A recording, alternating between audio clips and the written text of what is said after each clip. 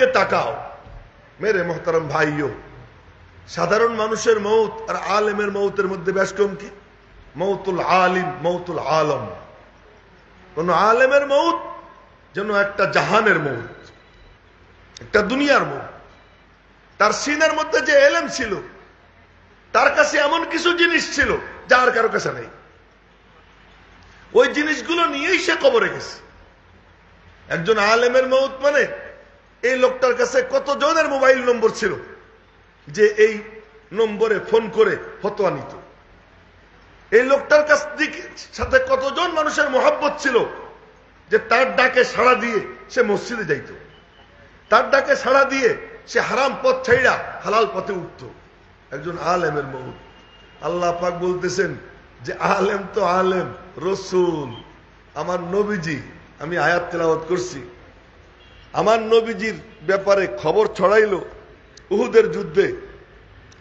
কদ কুতিলা মুহাম্মদ, বলেন না সাল্লাল্লাহু আলাইহি ওয়াসাল্লাম, কদ কুতিলা মুহাম্মদ, যে মুহাম্মদকে হত্যা করা হয়েছে সাল্লাল্লাহু আলাইহি ওয়াসাল্লাম। তিনি কেমন সত্তা, ব্যক্তিটা কেমন, যে কোরআনে কারিমে আল্লাহ তাআলা মানুষকে যে সমস্ত নিয়ামত দিচ্ছেন, এই নিয়ামতের কথা মাঝে মাঝে খুইলা খুইলা ইন্ডিভিজুয়ালি আলাদা আলাদা, এই নিয়ামত দিছি না, দেখিস না চোখ দিয়া, এরকম ভাবে বলছেন। যেমন আমি আপনাদেরকে দৃষ্টান্ত দেই, আফারাআইতুম মা তুমনুন, তোমরা স্বামী স্ত্রী মিলামেশা করো আর তার থেকে সন্তান হয়, আনতুম তাখলুকুনাহু, তোরা বানাইস, আম নাহনুল খালিকুন, না আমি বানাই। বলতেছেন কে? আফারাআইতুম মা তাহরুসুন, তোরা দেখিস না ক্ষেতের মধ্যে বীজ ফেলাস, আর ওই বীজ ফেলানোর পরে মাটির মধ্যে ওইটা গাইড়ে যায় আর মাটিতে লোহা পর্যন্ত খেয়ে ফেলায়, সেই মাটি তোর এক দানারে শত শত দানাইয়ে ফেরত পাঠায়। এই ক্ষেত খামার কি তোরা করিস না আমি আল্লাহ করি? আল্লাহ জিজ্ঞেস করতেছে, আফারাআইতুম মা তাহরুসুন আনতুম তাজরাউনাহু আম নাহনুজ যারিউন আফারাআইতুমুল মা আল্লাযী তাশরাবুন। প্রচন্ড খরতাপ। আজকে আমি বুখারী শরীফের ঘন্টায় পড়াইতেছিলাম, তো আমার সবচেয়ে প্রিয় ছাত্র যে, ওরে দেখি না, তো 1-1.5 মিনিট পরে আসছে, এই তুই কোথায় ছিলি? ধমক দিছি। কোথায় ছিলি? হুজুর পানি খাইতে গেছিলাম। ঠান্ডা পানি? তা পানি এখানে নাই? ঠান্ডা পানি খাইতে গেছিলাম। তো আল্লাহ পাক বলেন, আফারাআইতুমুল মা আল্লাযী তাশরাবুন, দেখিস না তোরা যে পানি পান করিস, আনতুম আনজালতুমুহু মিনাল মুজন আম নাহনুল মুনজিলুন, এই যে ধুলাবালি উড়ে গিয়ে মেঘ হয়, মেঘ হয়ে যে বৃষ্টি হয়, পানি হয়, তোরা নামাইস না আমি নামাইয়ে দেই? কে নামাই দেয়? এরকম করে এক এক নিয়ামত আল্লাহ তাআলা সূরা রহমানের মধ্যে নিয়ামতের বিবরণ দিবেন।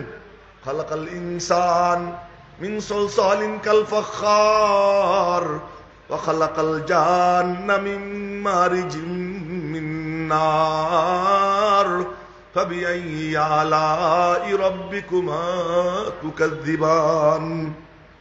এক এক নিয়ামত বইলে বইলে বলতেছেন, হে কোনটা অস্বীকার করবি বল? রব্বুল মাশরিকাইনি ওয়া রব্বুল মাগরিবাইন মারাজাল বাহরাইনি ইয়ালতাকিয়ান, দুই সমুদ্র পরস্পরে পাশাপাশি চলে, এইখানের পানি একেবারে স্বচ্ছ, একেবারে পরিষ্কার, এখানের পানি ঘোলা, মাঝখানে একটা রেখা, রেখা দেখা যায় না। রব্বুল আলামিন বলেন, আমি দিয়ে রাখছি এখানের পানি স্বচ্ছ, ওখানের পানি ঘোলা। আমি নিজে দেখছি পদ্মা আর যমুনা, পদ্মার পানি ঘোলা কাদা কাদা, যমুনার পানি স্বচ্ছ পরিষ্কার। কে করে জানিস? ওর মাঝখানে আমি আল্লাহ বেড়া দিয়ে রাখছি। সুবহানাল্লাহ কয় না ভালো করে? এরকম করে এক এক নিয়ামত বলছেন, কিন্তু কোনটা বলেন নাই যে কথা বলার জন্য, কোনটা বলেন নাই দেখ কি দিলাম, এ কথা বলেন নাই। একটা জায়গায় গিয়ে বলছেন দেখ তো কি নিয়ামত দিলাম, এক জায়গায়। সেই জায়গাটা কোন জায়গা? লাকাদ মান্নাল্লাহু আলাল মুমিনিন, লাকাদ মান্নাল্লাহু আলাল মুমিনিন ইয বাআসা ফীহিম রাসূলাম মিন আনফুসিহিম। দেখ আমি আল্লাহ কি নিয়ামত দিলাম, আমি আমার পক্ষ থেকে তোদের মধ্যে থেকে একজন রসুল তোদের মাঝে পাঠাইয়ে দিলাম। রসুলের ব্যাপারে আল্লাহ পাক বলতেছেন দেখ কি দিলাম। খুব ভালো করে লক্ষ্য করেন কথা, দেখ কি দিলাম। রসুল কেমনে নিয়ামত হয়? রসুল নিয়ামত হলেন যে আমার কোরআন, এটা হলো সবচেয়ে বড় নিয়ামত। কিন্তু কোরআন তো তোরা বুঝতেই না, কোরআন তো তোরা পড়তে পারতেই না। আমি কোরআন আমার দোস্তরে দিয়া কোরআনকে 4 ভাবে তার ভিতর থেকে আমি বের করছি। সুবহানাল্লাহ কয় না ভালো করে? আমি কিন্তু এখনো কিন্তু আপনাদেরকে পড়াইতেছি, এটা কিন্তু সবক চলতেছে, মনোযোগ দিয়ে শুনে। কোরআনকে আমার দোস্তের ভিতর থেকে 4 ভাবে বের করছি। কয় ভাবে? 4 ভাবে। 1 নম্বর, ইয়াতলু আলাইহিম আয়াতিহি, তিলাওয়াত করবে। ওয়া ইউযাক্কিহিম, এই কোরআনে কারীমের মতলব দিয়া, এই কোরআনে কারীমের ব্যাখ্যা বিশ্লেষণ, এর মানা বুঝাইয়া বুঝাইয়া আত্মশুদ্ধি করবে। ওয়া ইউআল্লিমুহুমুল কিতাব, এবং কিতাবের তালিম কেমনে ব্যাখ্যা করি, যেই রোদের রোদ আর যে গরম। ওয়া ইউআল্লিমুহুমুল কিতাব, কোন মাসলায় পেছলাইয়ে গেলে সাহাবীরা তোমার কাছে আসবে, আসলে পরে তুমি তা হল করে দেবা। কেমনে হল করবা? তার 2 পদ্ধতি। এক পদ্ধতি হলো যে ইজতিহাদ করবা, গবেষণা করবা। আগের আয়াত দেখবা, পরের আয়াত দেখবা, শানে নুজুল দেখবা, দেখে তুমি গবেষণা করবা। গবেষণা করলে তোমার মাথার মধ্যে আমি ঢাইলে দিব। এর নাম হলো গোপন ওহী। এর নাম হলো কি? গোপন ওহী। আর একটা হলো তুমি অপেক্ষা করবা, আমি আল্লাহ ওহী নাজিল করে মানা বুঝাই দিব।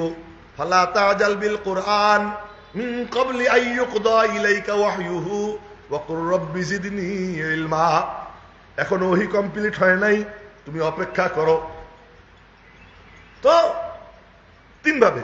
4 নম্বর, ওয়াল হিকমা, কোনটা কোথায় সেট করতে হবে এই সেটটাও আমার দোস্ত করে দিবে।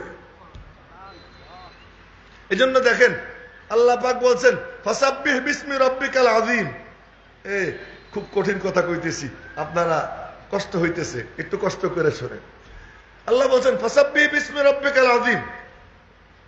এটা আমি কোন জায়গা পড়বো? নবীজি বললেন ইজআলুহা ফির রুকু, এটা রুকুর মধ্যে রাখো। এজন্য রুকুতে গিয়ে আমরা কি বলি? সুবহান রাব্বিয়াল আযীম। সাব্বিহ ইসমা রাব্বিকাল আলা। এখন নবীজির সাহাবীরা জিজ্ঞেস করে এটা কোন জায়গা বলবো? ইজআলুহা ফিস সুজুদ, সিজদা দিয়ে বলো সুবহান রাব্বিয়াল আলা। তো কোনটা কোথায় সেট করতে হবে, কোনটা কোথায় রাখতে হবে, এই সব কিছু আমার দোস্তের মাধ্যমে।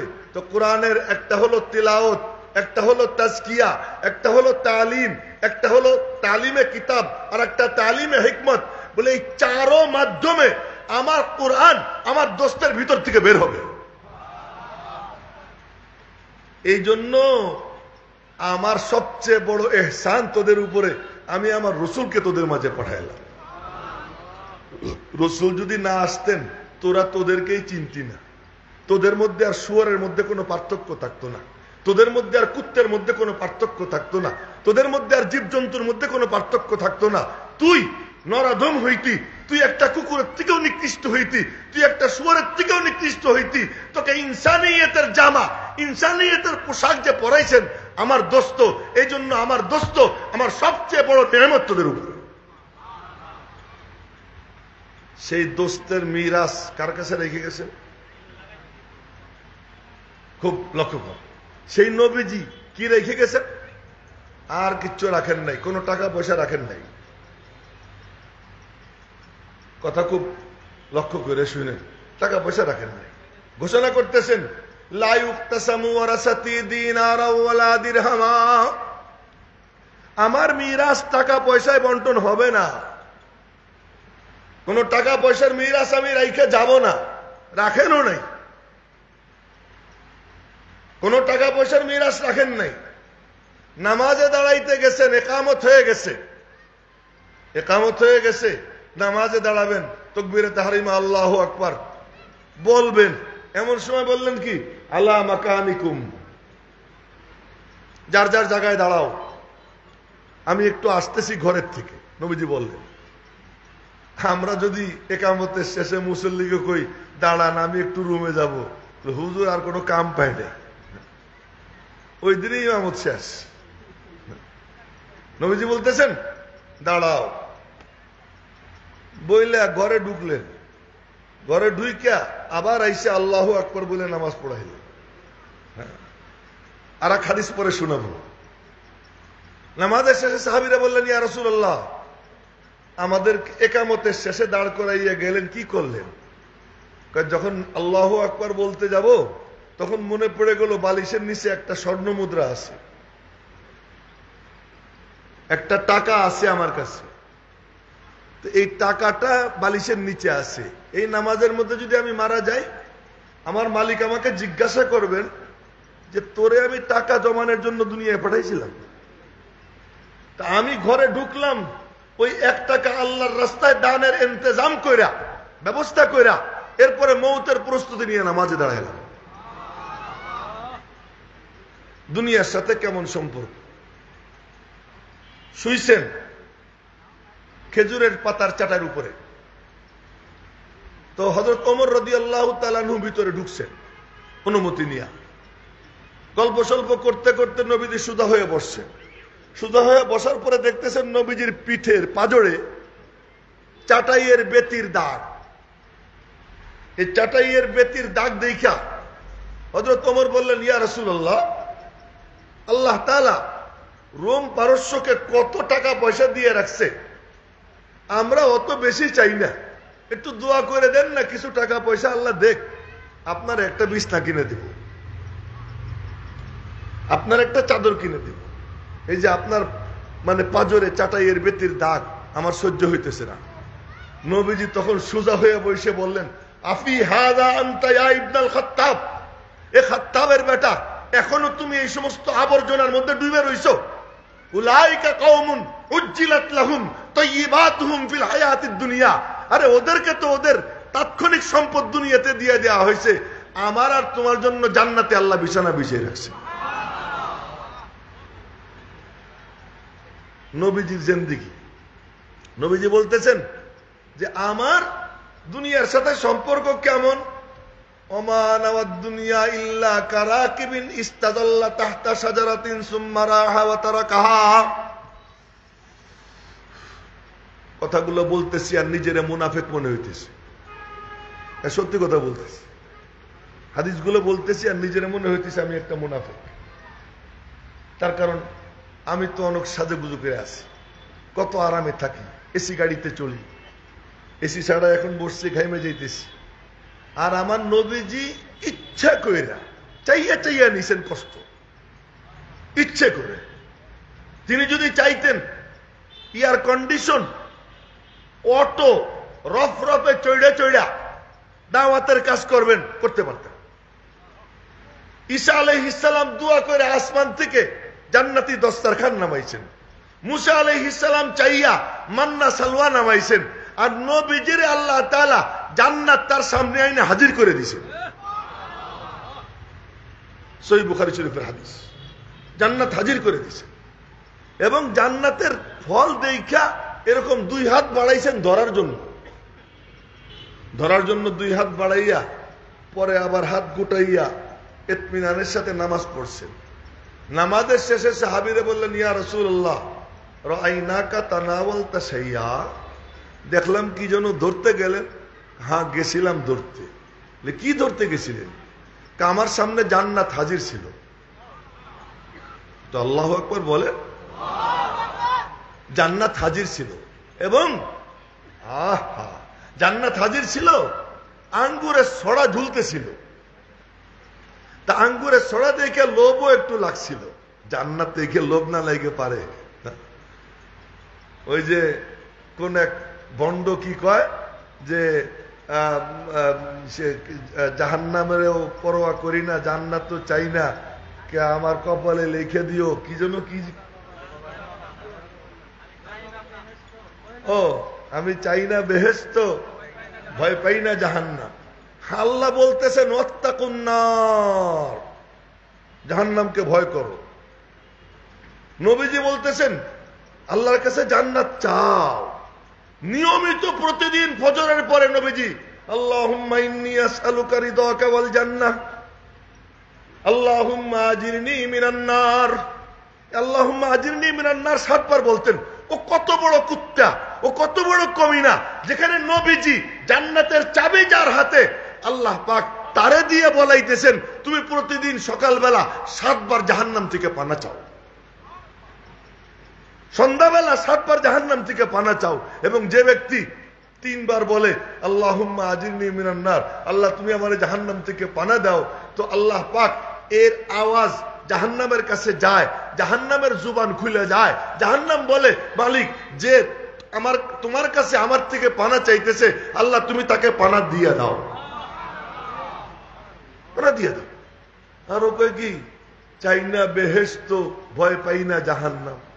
আরে খবিস, নবীজি জান্নাত চাইতেন, জাহান্নাম থেকে পানা চাইতেন।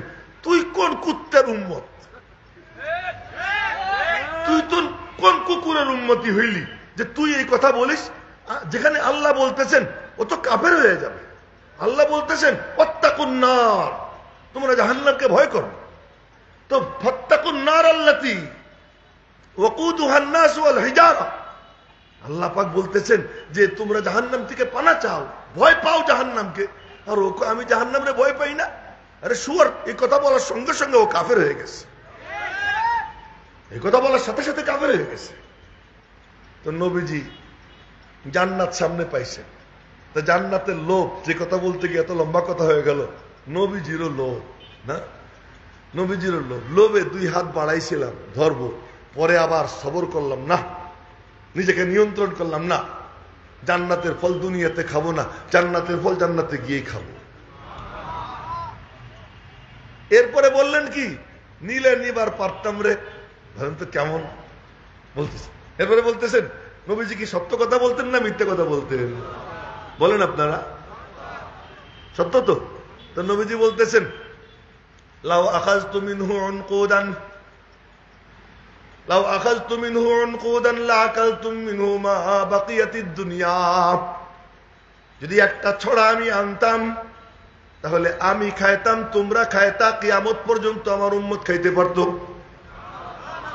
পুরো উম্মতকে নবীজি বলছেন আমি ইচ্ছা করলে তোদেরকে জান্নাতের ফল খাওয়াইতে পারতাম, কিন্তু ইচ্ছা করে খাওয়াইলাম না, তোরা জান্নাতে গিয়ে খাবি, ওখানে আমি নিজে হাতে পানি পান করাবো। ওই কঠিন দিনে 50,000 বছরের সমান একদিন, সেই দিন আমি পানি পান করাবো, আর যে আমার হাতে 1 ঢোক পানি পান করবে ওই 50,000 বছরের মধ্যে তার আর পিপাসা লাগবে না। তো এই মান শারিবা মিনহা লাম ইয়াজমা আবাদা, আর পিপাসা লাগবে না মেরে মুহতারাম ভাই।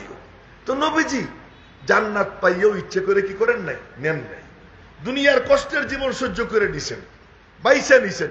এই জন্য বলতেন আল ফকরু ফখরি, দারিদ্র আমার অহংকার।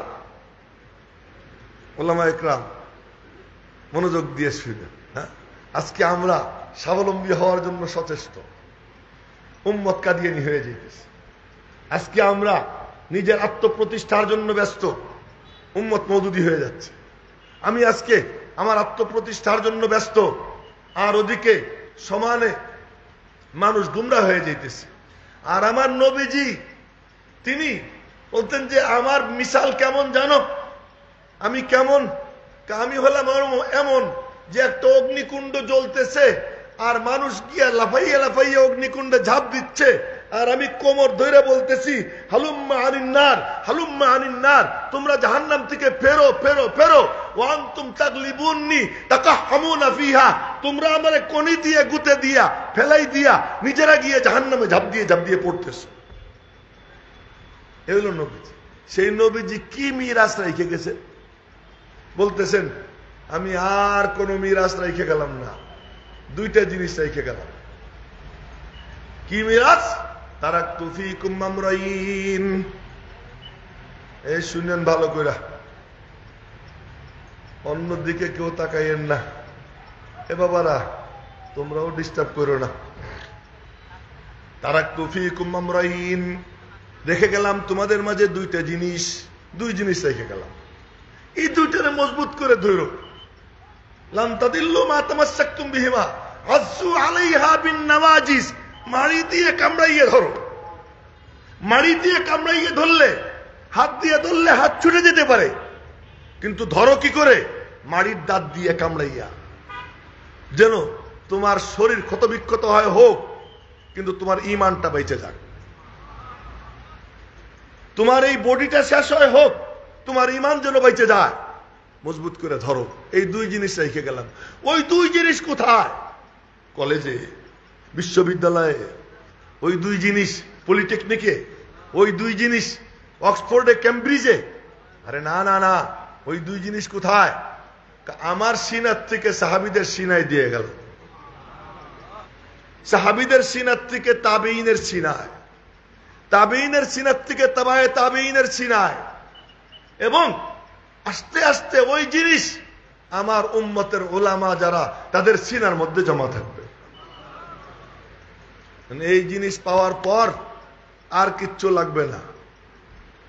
এর থেকে বড় কোনো দৌলত নাই, এর থেকে বড় কোনো সম্পদ নাই। এই সম্পদ যার মধ্যে এসে যায় সে মহাধনী হয়ে যায়।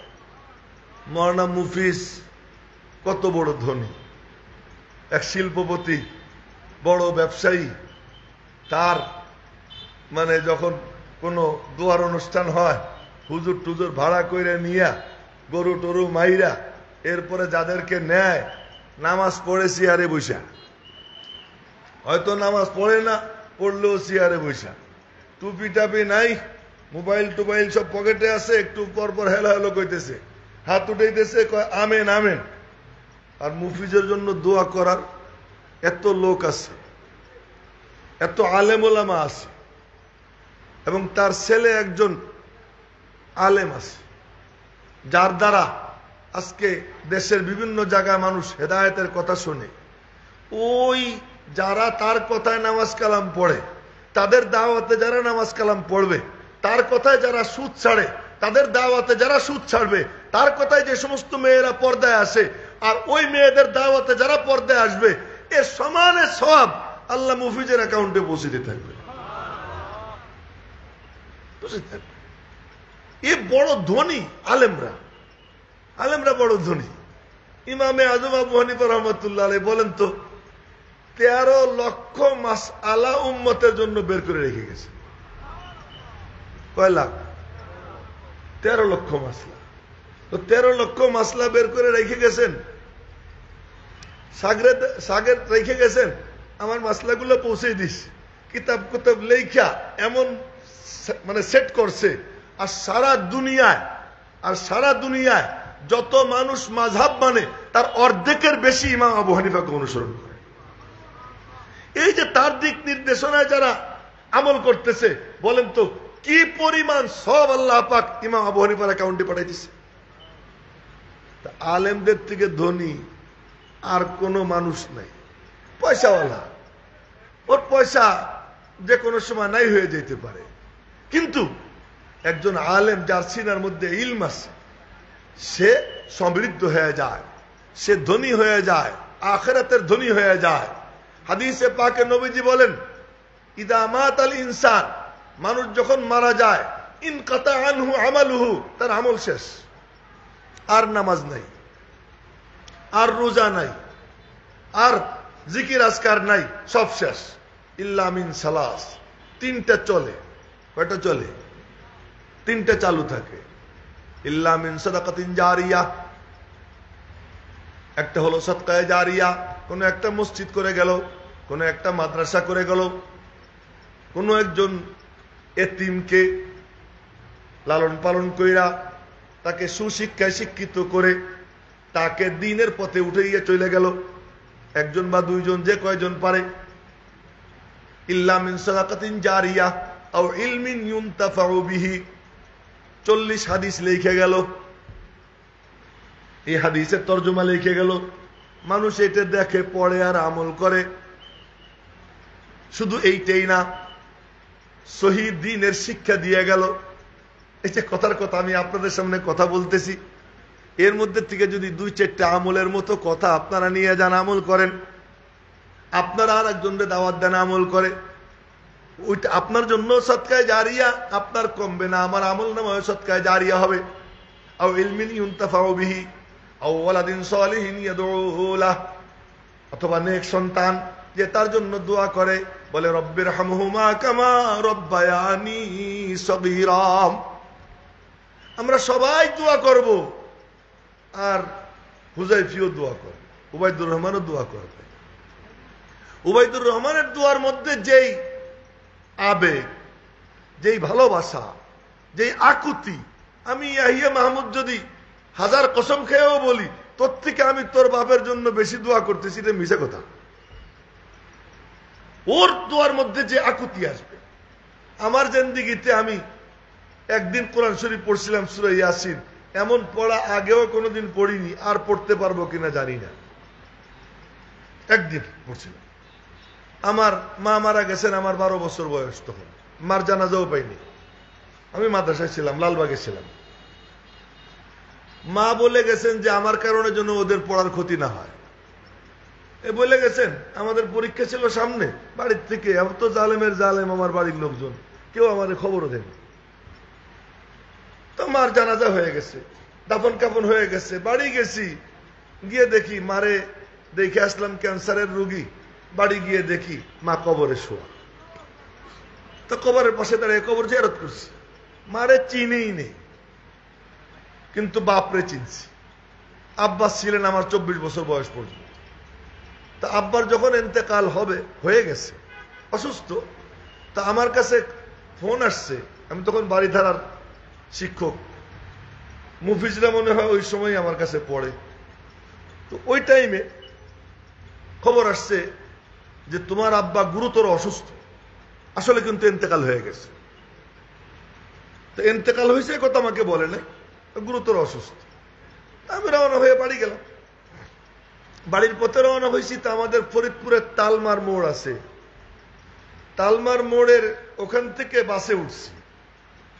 ওখানে দেখি আমার ছোট চাচা, উনিও দূরে ছিলেন, উনিও আসছেন। তো আমার ছোট চাচা আমার ধৈরা কান্না শুরু করছেন। তখন আমি বুঝছি অসুস্থ না, মারা গেছেন, তখন বুঝছি। এর আগ পর্যন্ত মনে মনে ভাবছি আব্বা অসুস্থ। তো বাড়ি গেলাম, বাড়ি গিয়ে এক ফোঁটা চোখের পানিও ফেলেনি, সবাইরে সান্ত্বনা দিছি।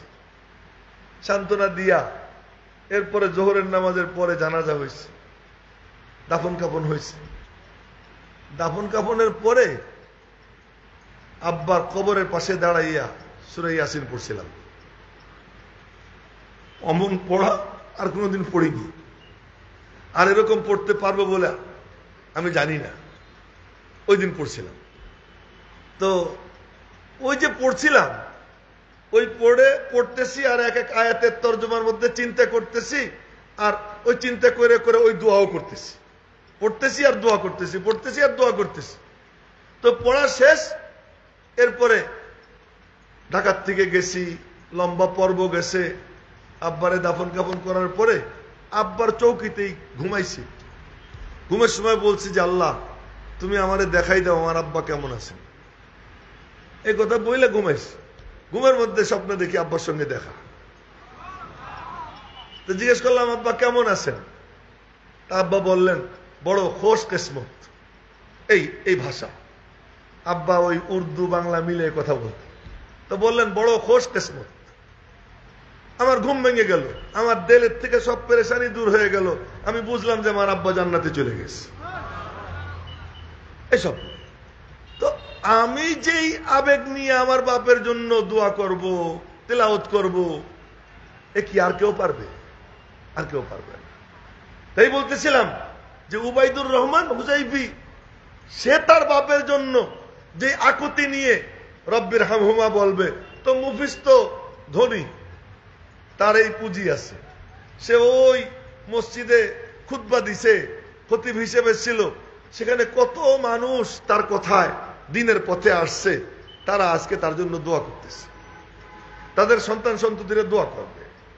আজকে তার ছেলে তার জন্য সদকায়ে জারিয়া।